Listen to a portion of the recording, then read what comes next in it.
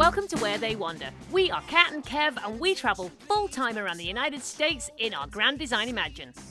When we left you last week, we were in Montreal. This week, we traveled the extremely narrow and windy road to the Thousand Islands of upstate New York to visit the magnificent Boldt Castle.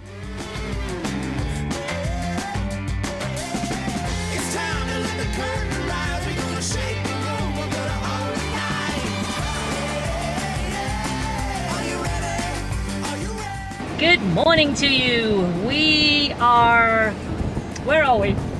On Wellesley Island. We're on Wellesley Island. We're in Thousand Islands Park, part of the U.S. and Canadian border. I should really do more research before I just turn the camera on and start talking. And there's over 1,000 islands. Yeah. Oh, you've got to see the bridge that we've been over now twice. Get out the door, take it to the street. Today we are going to take a boat trip over to Boldt Castle.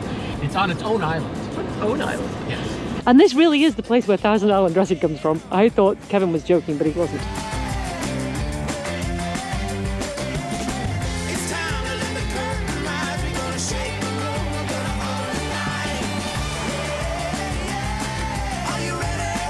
This is Boldt Castle on the island over there. George Boldt, who built this castle, used to be the general manager of the Waldorf Astoria Hotel in New York. In 1900, he launched an amphibious construction campaign to build one of the largest private homes in the United States. He engaged the architecture firm G.W. and W.D. Hewitt and hundreds of workers for a 6-story castle. It stopped abruptly in 1904. For 73 years, the castle and the older stone structures were left exposed to the harsh winter weather and occasional vandals. The Thousand Island Bridge Authority acquired Hart Island and the nearby yacht house in 1977 for $1. Let's go!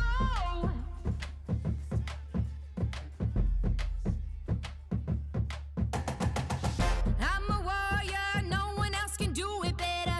Like a goddess, I'm a legend, I'm a fighter. Show my muscle, show my grit and give. Now you can take this water taxi, or you can bring your own watercraft if you have one, and take it right over there to the island yourself. Oh my goodness, this is so gorgeous. Are you ready for more? Now, because of its proximity to Canada, you can come here on your own little boat and go to the Boldt Customs border. in, Look at it here, it's so cute. Light, green light, go. Red light, yellow light, green light, go. Let's go. We are at the Boldt Castle. This place has 5 floors to explore. Let's go check it out. Are you ready for more? Let's go. I'm titanium, built to last and going stronger. There is something incredibly sad about this castle. It's on an island called Hart Island, and he built this for his wife, who never lived to see it, and he never came back here after she died. Now, we're going to go to the entrance, and everything has hearts. Oh my goodness. This is heartbreaking. In August of 1900, Boldt announced that architect William Hewitt had drawn plans for a mammoth cottage to replace his existing mansion on Hart Island. Hundreds of artisans and craftsmen were employed to build the massive stone castle in some 127 rooms. Carved Italian marble mantelpieces, draperies, tapestries, mosaic, chandeliers, paintings, sculptures, and furniture were purchased in Europe to decorate this dream castle built as a gift of love by George Boldt for his wife, Louise. Now, it's important to know, George Boldt and his family never lived in this castle. In fact, nobody ever lived in this castle. Unlike Downton Abbey, where they all eat basically in the basements, this is the servants' dining room. Let's go. Let's roll. Let's roll. Red light, yellow light, green light, go, go. This is what's amazing. What I want to know is, where have they got all of these period pieces? People donated them. Did you know you can support us on the Coffee app by clicking the link above for as little as $1? Always our favorite room in a big home is the library. The show. Let's roll. Let's go. Here's George Boldt seated at his desk at the Waldorf Astoria in 1915. Look at this. Oh my goodness. It is very, very pretty. It reminds me of Hearst Castle in a way, because that, again, isn't very old. But that's what it kind of has that feel.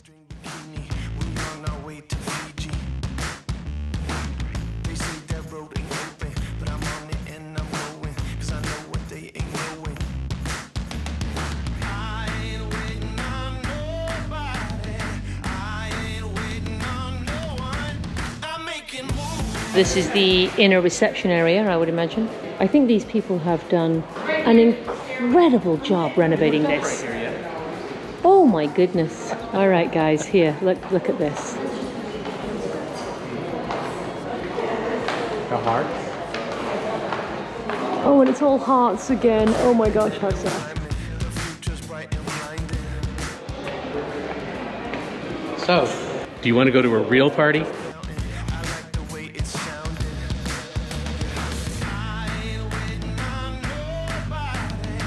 Of all the millionaires who exemplified the luxury of the Gilded Age, George Boldt was most definitely one of the most famous.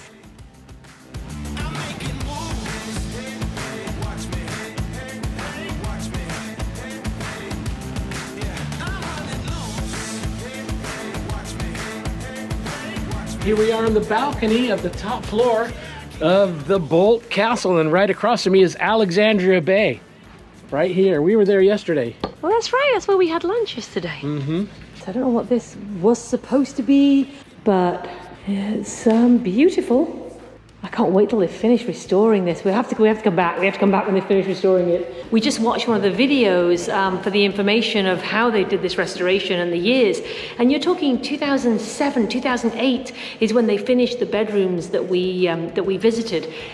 This is one of the best restorations I have ever seen of a property that was never lived in. We're currently on the 3rd floor, and as you can see, some of these rooms are not done. Let's go over there and see what it looks like in the process of restoration. Oh, let's go check it out. But also, we're going to go up these stairs as well, because we just got to go up spooky looking stairs. This restoration was done by the Thousand Islands Bridge Authority. When you see photographs of how dilapidated and awful this place looked before they renovated it, it is beautiful. And the sadness of George and Louise never living here is palpable. Now they've got the ground floor, or the main floor, and the first floor pretty well restored. And we're on the 3rd floor now, and we're going to go take a look at some of these rooms that look like they're still in the middle of restoring. George's beloved wife, Louise, died only 42.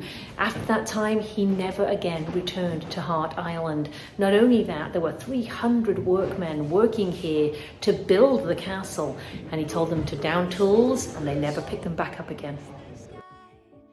We are at the last staircase going up, and you can see the deterioration of these planks up here. You can see what they have to deal with when they're trying to restore this beautiful old building.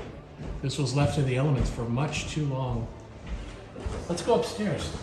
See what the last stairway takes us. It's all waiting for us. We're at the top, and this is another example of what they have to deal with restoration. But as you can see, it's stone and brick and cement, and also iron beams. Yeah, that takes you up to the roof access for them to do work on the roof. We're in the basement, and I'm not sure what's going to happen when we go in here. Yeah, there's not, as you can see, there's not an awful lot here. The nice stairs. Looks like they use this for a lot of storage for the gardening equipment and so on. Ooh, look. The spooky corridor. It is quite spooky around here. This place is huge. Oh, there's a pool this way. Let's go this way. All right, so we're going this way. That's the way you go down that way to the playhouse.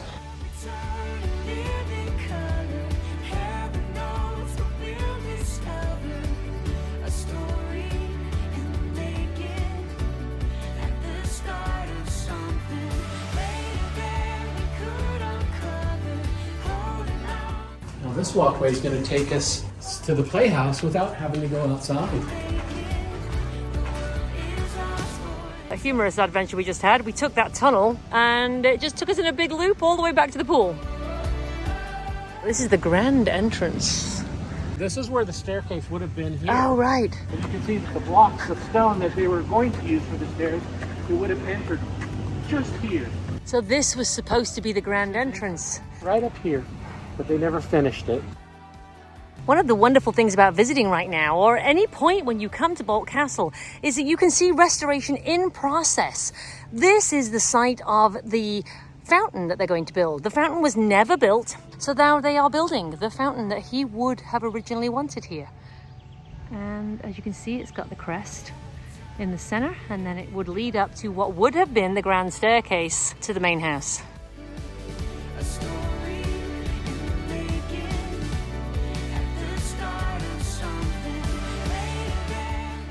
This is the tower. This is the only part of this castle that the family ever lived in.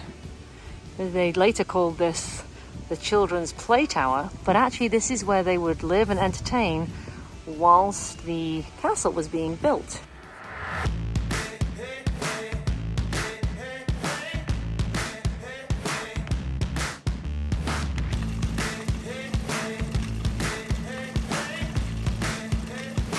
Here's the old seawall that they repaired. One of the first things they did was restore this arch here.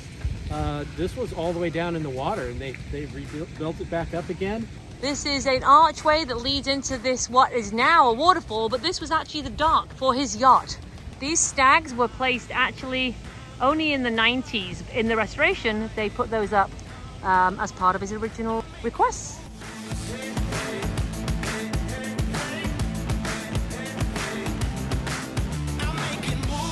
We're now in the Alster Tower, is that what it's called? And this is where they did live. I think I mentioned that already. The guys are busy restoring this, so George's vision can be brought to life. This project is entirely funded by either donations, both large and small, the entrance fee to come here, and then also the tolls that you pay to go over the bridges in between Canada and America and in between Wellesley Island and the mainland. So that's where they get all the funding. Of course, there are some major donors, and I know they do some major fundraising too, but that's pretty much it. All the volunteers we speak to here are so passionate about this project, and almost everybody you speak to had somebody who worked for George Boldt. The gentleman we just spoke to, his great-grandfather was a captain for George Boldt. The lady who sold us the tickets, her great-uncles worked for George Boldt. Now that we've been all the way through the entire castle and also the Alster house where they actually lived, you can really see the decay of time and how they just left it the elements, but also the bare bones of the building. You can see how much work it was to build this building, and now how much work it's taking to restore this building back to what it was in the glory days when it was actually lived in. They are still working on the renovation of the tower. So this tower archway here, you can see that they've completed the restoration. And on this section here, it's kind of 50% done. You can still see the shiplap or the modern version of it. And then as you walk this way, you can see that this right here are still stone and the original, and sadly still in need of repair, but oh my goodness. One of the volunteers said that when the Thousand Island Bridge Authority took over, the entire property was actually sinking into the water, and they had to have thousands upon thousands of tons of rock and sand to come in and repair it and shore it up. Beauty and style, a Boldt trademark, were not lost on even the most utilitarian structures on Hart Island, as demonstrated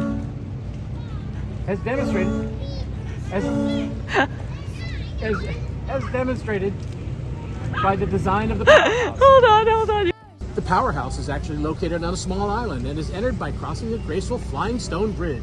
This structure, located at the foot of the island and built at the cost of $40,000, was to house the electrical generating plant and domestic water pumps for the island. The most notable feature of the structure is the Carillion clock tower soaring 90 feet above the waterline. 15 silver bells ranging from 12 feet to 14 feet formed a representation of the Westminster chimes, which could be heard for miles up and down the river.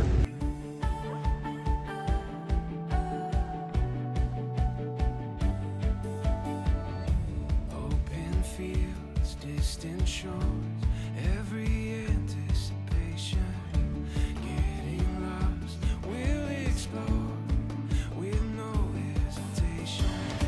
Here we are now in the boathouse. So this used to be Mr. Boldt's private boathouse.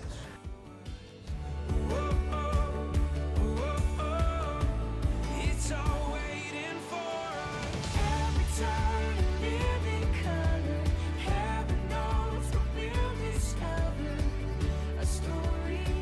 We found out that this part of the river completely freezes in the wintertime. As you can see, they've got these mechanisms right here up and down these slips, and they use these to raise the boats up or before the ice freezes and to keep their boats safe from the elements during the winter.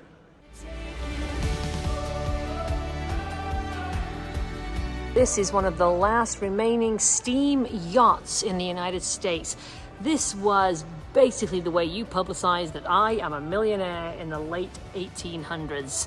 The Kestrel was built in 1892 in Boston. She spent her life steaming on Lake Champlain and the coastal waters between Florida and New England. She's representative of the steam yachts that were owned by George Boldt and seen on the St. Lawrence River during this time. This vertical boiler is from the steam yacht, the Kestrel, and as you can see, it's oriented differently than you would have on a locomotive. It's in a vertical position. It would power this engine right here, so the steam would go into these pistons and you'd turn this crankshaft and you can have power for your yacht. We hope you enjoyed this self-guided tour of George Boldt's magnificent yet tragic castle and boathouse. Next week, we visit Niagara Falls, one of the 7 natural wonders of the world, and take the iconic Maid of the Mist tour. Until then, we'll see you on the trail. For the taking.